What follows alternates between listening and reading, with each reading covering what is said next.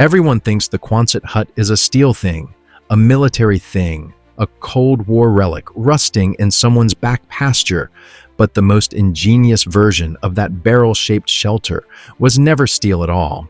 It was wood, and it was built by a Seattle mechanical engineer named Frank Hobbs under a U.S. Army contract signed September 6, 1942, and it outlasted every steel Quonset placed beside it in the frozen Aleutian Islands. 12,000 of them were built.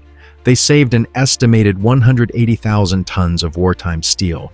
They survived in the field for decades after the steel versions had corroded, and then they were forgotten, completely, deliberately, and conveniently, the moment the war ended and the surplus steel industry had no more use for a wooden alternative that had quietly beaten it.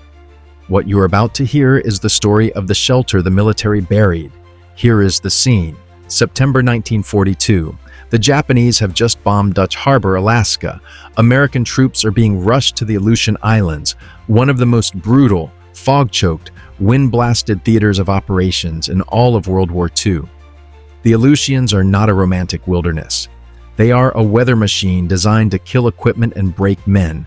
Temperatures swing 40 degrees in a single day. Willy-waw winds come off the Bering Sea without warning. The ground is volcanic, saturated, and permanently unstable, and the military's answer to housing those soldiers, the standard steel Quonset hut, is quietly failing. Not dramatically, not all at once, but failing in the slow, invisible way that cold metal always fails, sweating condensation on the inside, conducting cold straight through its walls, turning into an oven under any patch of sun and a freezer the moment that sun disappears behind the clouds, which in the Aleutians is most of the time. Soldiers are recording what it feels like to sleep and work inside a steel Quonset in those conditions. Hot like the devil in daytime, cold like the devil at nighttime. The War Department knows there is a problem, and Frank Hobbs, a mechanical engineer working out of Seattle, has already solved it. His solution is a prefabricated wooden arch hut, the same barrel vault profile as the steel Quonset, built entirely from laminated wood sections, assembled by 6 men in a single day, and containing not 1 pound of steel in its primary structure. The Army contracted 1,000 units. They ended up building 12,000. And when researchers surveyed those abandoned Alaskan bases decades after the war, the Pacific huts were still standing. The steel Quonsets next to them had corroded into the ground. So, why have you never heard of Frank Hobbs? Why does every Quonset hut article, every history book, every modern cabin kit catalog show steel? Why is the wooden version the one that got erased from the story? Before we go any further, drop a comment right now. Have you ever lived in, worked in, or tried to heat a steel Quonset hut through a real winter? Tell me what that experience was like, because what you are about to discover will completely change how you think about shelter, building materials, and the decisions that were made for you the moment this war ended. Let's talk about what happens when you try to live inside a steel Quonset today. So you can buy a steel arch cabin kit right now, this week online. An entry-level unit, roughly 24 by 46 feet, runs around $40,000 for the shell alone. It goes up fast, 3 or 4 days with a small crew, and the arch is standing. And then the problems begin. And they are not small problems. Steel conducts heat roughly 1,500 times more readily than wood. Let that number sit for a second, 1,500 times. Imagine a building where the wall and the roof are the same continuous surface, fused together, and that surface is made of a material that transfers temperature almost as efficiently as a copper wire. In winter, that steel arch is ice cold on the inside. Warm, moist interior air hits it and dumps its moisture right there on the surface, running down the walls, pooling on the floor, soaking insulation, rotting anything wood that touches the metal. In summer, that same arch heats up like a car hood left in a parking lot. The interior climbs before any of that heat is even, and an interior aesthetic that builders routinely describe as looking like the inside of a submarine. The Green Building Advisor documented this failure extensively, noting that the entire 1970s trend of converting surplus steel Quonsets into homes died away without leaving any really successful examples. These kits sell well. The marketing photographs are genuinely beautiful, and then January arrives, and you understand what the Army already knew in 1942 and quietly documented in the frozen Aleutians. Here is where it gets worse. And here is the part that should make you genuinely angry. The steel Quonset hut did not become the dominant design because it was the best shelter.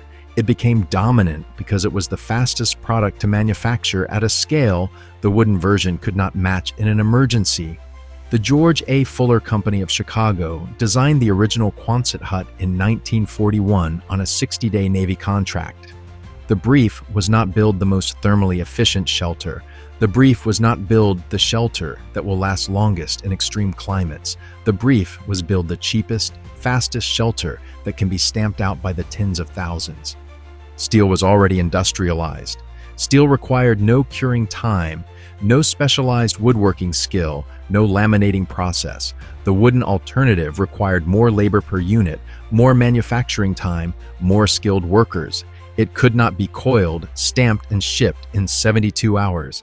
So, when the war ended and 150,000 to 170,000 surplus steel Quonsets flooded the civilian market at $230 each, less than the cost of the lumber alone, nobody stopped to ask which material had actually performed better in the field. The industry made its choice for speed and volume and surplus economics. And then it handed you the condensation problems, the insulation bills, the thermal bridging, and the failed conversions, and it called them your problems to solve. They were never your problems. The wooden arch was always the better answer. It simply was not the profitable one. So let's go layer by layer through what the wooden arch actually is, how it works, why it has outperformed steel for 4,000 years, and why the military's own records prove it. Layer 1. The arch itself is the oldest genius in the history of human shelter. The barrel vault profile, the same half-cylinder shape as both the Pacific hut and the steel Quonset, is not a 20th century engineering insight. It is at minimum 4,000 years old. The wigwam, built by the Wampanoag, the Narragansett, the Ojibwe, the Lenape, and dozens of other nations across North America, uses the same structural principle Frank Hobbs would later apply in laminated wood. Young green saplings, 10 to 15 feet long, typically birch, oswillow, or cedar, are stripped of bark, driven into the ground around a circle, and bent inward to meet at the top. A second set of horizontal saplings ties the arches together. The whole structure is then covered with overlapping birch bark sheets sewn with basswood fiber, or cattail mats, or animal hides depending on season and region. What those builders understood intuitively, and what structural engineers can now demonstrate mathematically, is this: a continuous arch transfers load in pure compression. The weight pushes straight down and outward along the curve without generating the bending and shear forces that tear apart rectangular structures under wind and snow. There is no weak corner. There is no point where stress concentrates. The arch distributes everything it receives, which is why the geometry works in saplings, in laminated wood, in steel, and in stone. Think of the Roman aqueducts, 2,000 years of continuous loading, and the arches are still standing. That is not the quality of the stone. That is the geometry doing its job. Here is where it gets remarkable. The largest documented indigenous barrel vault structures, the Wampanoag Nush Wetu, confirmed by Aquinnah Wampanoag Tribal Council member Jonathan Perry, reached 200 feet long and 40 feet wide. These were not primitive emergency shelters. They were engineered, multi-family structures built in living wood by people who understood load distribution without a single equation. And now, consider this. The word Quonset is Algonquian, Narragansett, meaning roughly small, long place. The original inhabitants of Quonset Point, Rhode Island, had been building bent sapling barrel vault structures on that exact peninsula for centuries before the United States Navy arrived in 1941, bolted together a steel half-cylinder, and named it after the land those people had lived on. The steel Quonset hut was not an invention. It was an industrial reinvention of a shelter form that the people of Quonset Point had already mastered. Layer 2. Frank Hobbs proved the wooden arch could be industrialized at military scale, and the Army's own records prove it worked. Hobbs was not a woodsman or a folklorist or a back-to-the-land idealist. He was a mechanical engineer running a manufacturing operation in Seattle.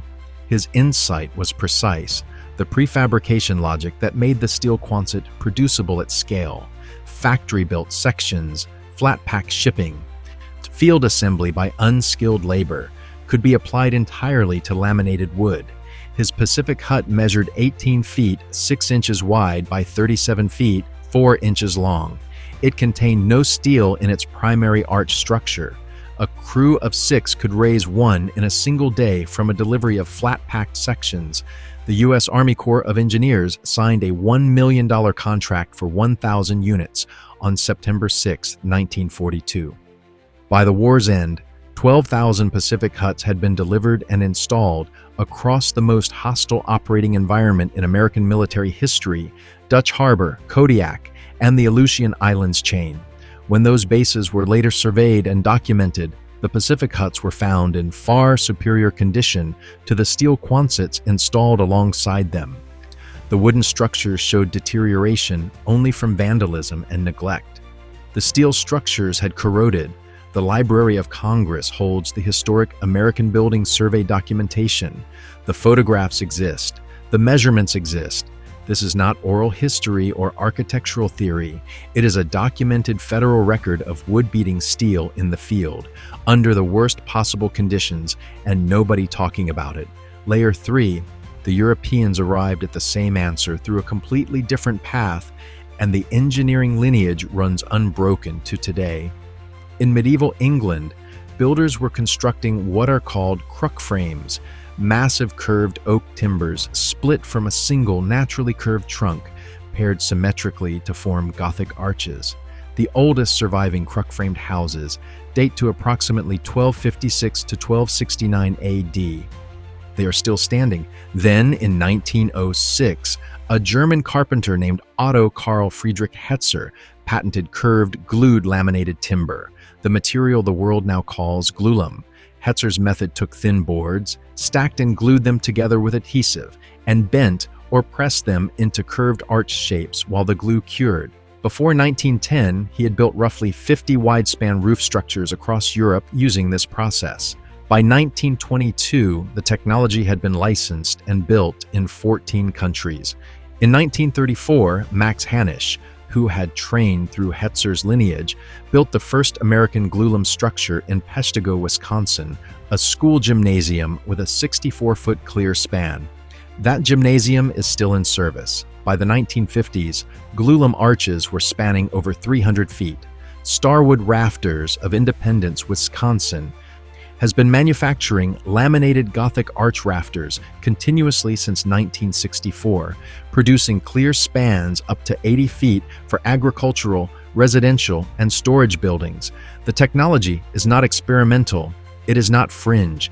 It has been in continuous commercial production for over 60 years. If you are finding this valuable, hit the like button right now. This kind of buried engineering history requires serious primary source research to surface, and that signal is what allows us to keep doing this work. Layer 4. The thermal performance gap between wood and steel is not a marginal difference. It is a decisive one, and it explains everything the Aleutians data shows. Steel conducts heat roughly 1,500 times more readily than wood. Wood provides approximately R1.0 of natural insulating value per inch of thickness. Steel provides essentially zero. A wooden arch rib, before you add a single bat of insulation, is already slowing the transfer of energy between inside and outside in a way that a steel rib simply cannot do. Condensation does not form on wood interior surfaces the way it forms on cold metal. Interior surface temperatures stay closer to room temperature. Standard insulation methods, fiberglass bats, blown cellulose, or spray foam, install cleanly in the cavities between wooden arch ribs without the thermal bridging that makes steel Quonsets so expensive and difficult to condition. The James Way hut, a Second World War II-era wooden arch design produced by the James Manufacturing Company of Fort Atkinson, Wisconsin, used curved glue-laminated wooden beams at 4-foot centers, covered with insulated fabric panels. A 16 by 16-foot unit weighed just 1,200 pounds. It was designed explicitly for Arctic deployment. It served in the Aleutians, in Korea, on the Dew Line radar network in the 1950s, and has been continuously used by the United States Antarctic program from Operation Deep Freeze in 1956 through the present day. That is 70 years of active polar service. That is the longest-serving military shelter design in American history. It is made of wood. Now, why was all of this set aside? 3 forces hit simultaneously in the same 2-year window at the end of the war, and together they made the wooden arch economically invisible. Speed first. Wooden arch huts required more manufacturing time per unit. Laminated sections needed curing time that could not be rushed. Assembly required more skill than bolting corrugated steel panels. When the military needed 50,000 huts in under 12 months, wood could not keep pace with a steel stamping line running 3 shifts. The wooden variants were always a small fraction of total wartime production, which meant they were always the footnote. Cost second, but not the cost you are thinking of. In long-term performance, wood wins clearly. The cost that mattered was the cost of the factory. Steel Quonset manufacturing required metalworking equipment that was already installed, already depreciated, already running.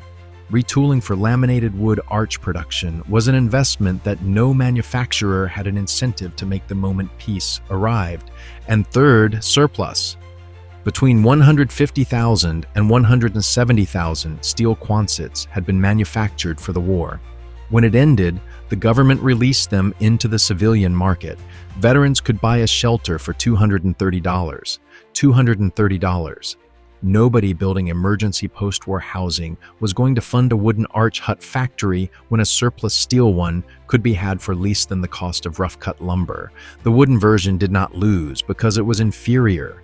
It lost because the arithmetic of surplus made the comparison disappear, and the thermal problems, the condensation damage, and the insulation costs that followed were simply absorbed as the normal cost of owning a Quonset hut.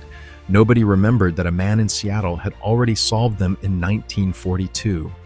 So, what do you actually do with this information?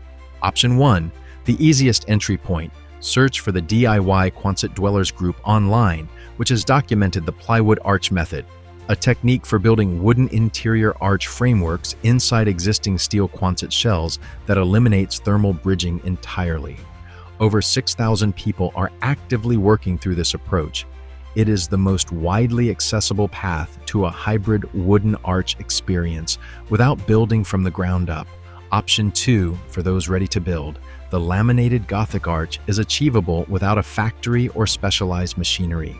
Take 3 to 4 layers of 1x4 rough sawn lumber. Dampen or lightly steam the boards for flexibility. Clamp them over a form cut to your target arch radius. Re-glue the layers together with a waterproof construction adhesive, PL Premium or equivalent. Allow a minimum of 72 hours of curing before moving the finished arch.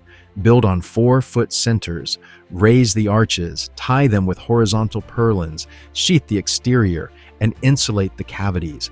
That is the same structural system Starwood Rafters has sold commercially since 1964, and that Frank Hobbs shipped to Alaska in 1942. No factory required, no steel, no condensation problem. Option 3, the minimum move. If you already own or are seriously considering a steel Quonset, run one test before you commit further. On a cold morning, put your bare hand flat against the inside surface of the steel arch. Hold it there. Feel the cold radiating inward. That is not an insulation problem. That is a material problem. And insulation alone will never fully solve it. Knowing that distinction makes every future shelter and building decision you make a more honest one. Frank Hobbs was not a romantic figure. He was a mechanical engineer with a manufacturing contract, working in Seattle, solving a real problem with the most logical available material. He applied a 4,000-year-old structural principle, industrialized it, and delivered 12,000 units to one of the harshest environments on Earth. He was right. The Army's field data confirmed he was right. The Library of Congress archived the proof, and then the surplus arrived, and the economics shifted, and Frank Hobbs became a single footnote in a database entry that almost no one has ever read. The knowledge was never lost. It was buried under surplus steel and sold off at $230 a unit. We are digging up the building science, the material history, and the shelter knowledge that the post-war industry left behind. Subscribe if this is the kind of investigation you want more of, and drop a comment below. Tell us what forgotten building method, material, or design you want us to pull out of the archive next.